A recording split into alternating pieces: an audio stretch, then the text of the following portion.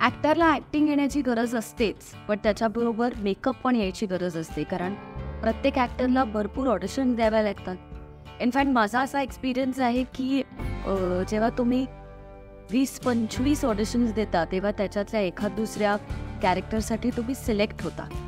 पण जेव्हा ऑडिशन द्यायची असते किंवा एक कॅरेक्टरचं पोर्ट्रेल करायचं असतं, त्याचं सिलेक्शन व्हायचं असतं, तेव्हा producers, directors, creative directors, channels, studios ही सगळी लोकं जेव्हा एखादी ऑडिशन बघतात तेव्हा त्यांना ॲक्टरचा चेहरा, ॲक्टरचे डोळे, ॲक्टरचे एक्सप्रेशन्स ह्या सगळ्या गोष्टी बघायच्या असतात.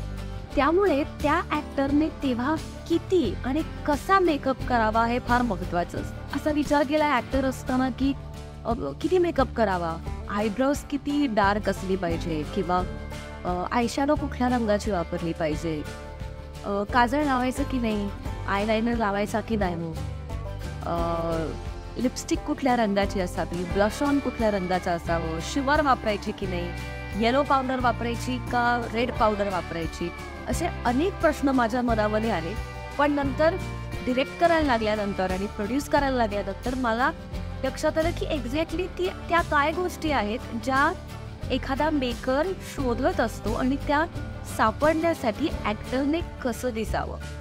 तो आजच्या व्हिडिओमध्ये मी तुम्हाला सांगणार आहे की मेकअप हा एखाद्या ॲक्टरने कसा करा. अर्थात मुलांना, पुरुषांना सोपं आहे, त्यांना काही फार मेकअप करावा लागत नाही.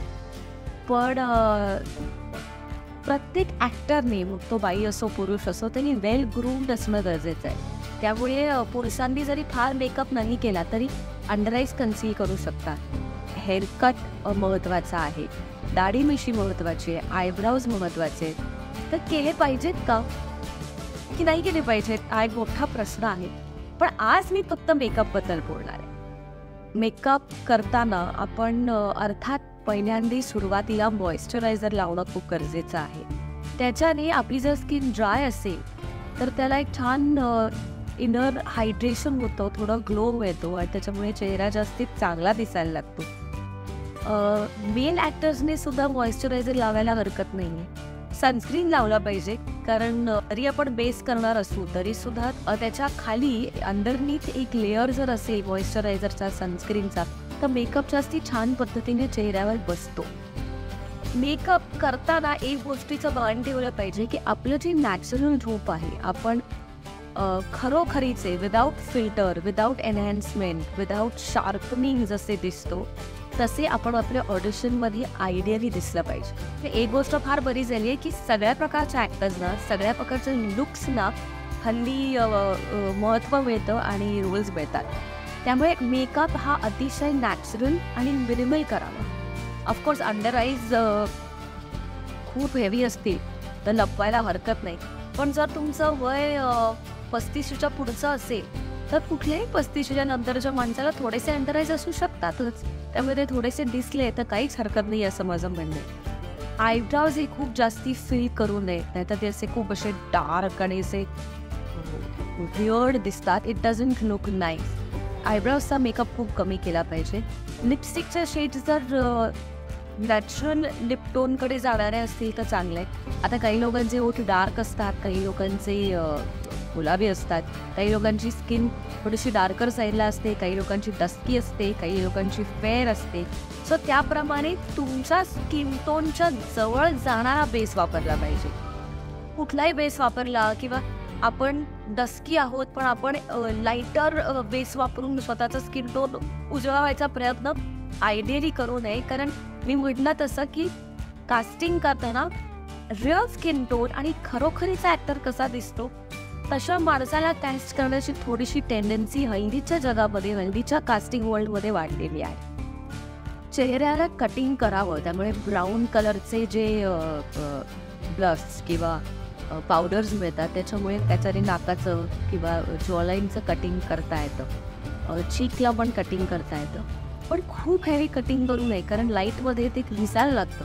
त्यामुळे कधीतरी काय होतं, तुम्हाला डबलचं नसेल किंवा तुम्हाला इथे अशी छान असे नॅरोईंग नसेल तर एक थोडंसं ब्लश ऑन करून किंवा कटिंग करून ते वाढवण्याची टेंडन्सी असते. पण ते कॅमेरावर दिसतं आणि हल्ली आपले कॅमेरे इतके शार्प असतात की ते पटकन जाणवतं. त्यामुळे जेवढं नॅचरल आहे तेवढं आपण ठेवण्याचा प्रयत्न करणं गरजेचं आहे असं वाटतं मला.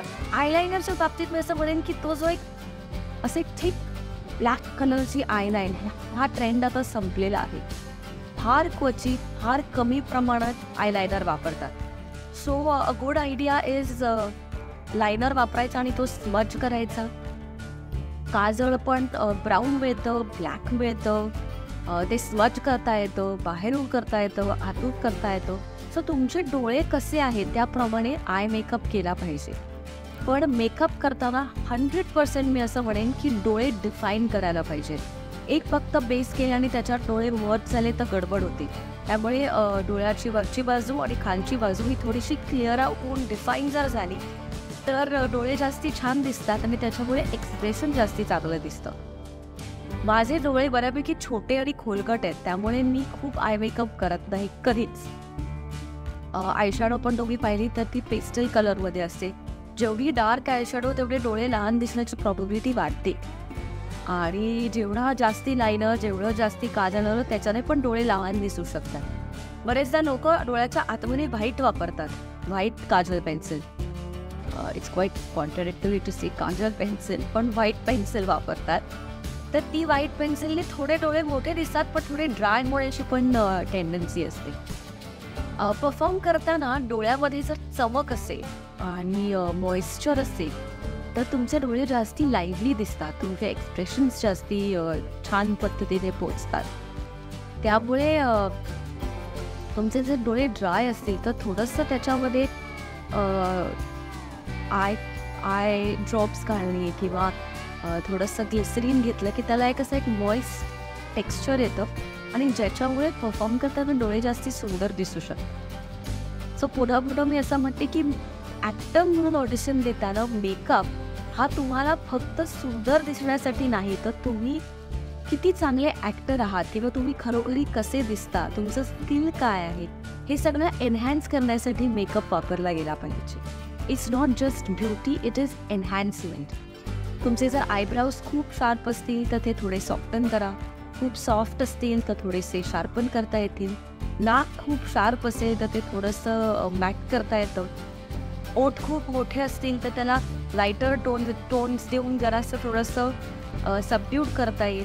छोटे असतील तर लिप लायनर वापरून किंवा हायलाईट करून ते जास्त छान पद्धतीने प्रोट्रुडिंग आणि असे दाखवता येतील. पण तुम्हाला नॅचरली पावत असेल तर खूप असे येलो किंवा ऑरेंज किंवा रेड असे कलर्स वापरून ते ओठ अजून एनहॅन्स करू नये. So everything is relative, everything is hand in glove की तुम्ही कसे दिसता त्याप्रमाणे तुम्ही मेकअप करायला पाहिजे. एक सरसकट स्ट्रेट लाईन असाच मेकअप करावा असं नाही आहे. पण ट्रेंड आत्ताचा असा आहे की नॅचरल, ट्रूथफुल, जेवढा खरा वाटेल तेवढा, जेवढा तुमच्या पर्सनॅलिटीला, तुमच्या कॅरेक्टरला, खऱ्या कॅरेक्टरला उभरवेल आणि आमच्यापर्यंत मेकर्सपर्यंत पोचवेल असा मेकअप करणं इज अ गुड आयडिया. असे आणखी व्हिडिओज बघण्यासाठी स्ट्रॉबेरी पिक्चर्स डिजिटल प्लॅटफॉर्मला सबस्क्राईब करा.